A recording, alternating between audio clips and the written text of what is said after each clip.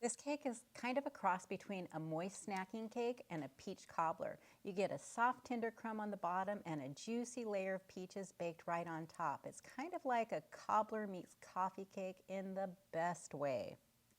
I used fresh peaches, but this recipe works just fine if you use canned peaches or frozen peaches. Just use what you got. Add 6 cups of sliced peaches to a bowl with 2 tablespoons of lemon juice and a quarter teaspoon of almond extract. In a small bowl, combine a half a cup of brown sugar, 3 tablespoons of cornstarch, and a quarter teaspoon of salt. Whisk that together, and when you combine it with the brown sugar, the cornstarch will not clump when you add it to the peaches. Now add the brown sugar mixture to the peaches and toss everything until the peaches are well coated.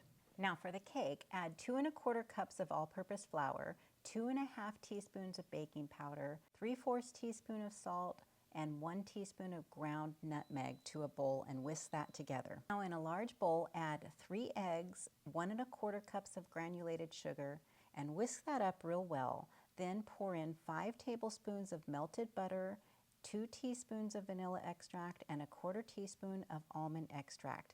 Then whisk that real well and set it aside. Now to combine the batter, fold in just a third of the flour mixture.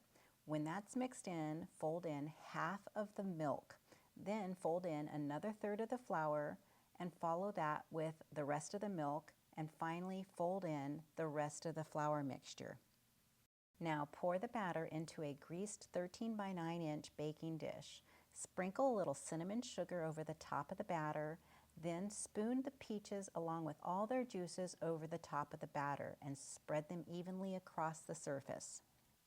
Bake the cake at 350 degrees for about 50 to 60 minutes until the fruit on top is bubbly and the cake is golden brown. You can serve this cake warm or cold, but I like it warm with a little bit of ice cream or whipped cream.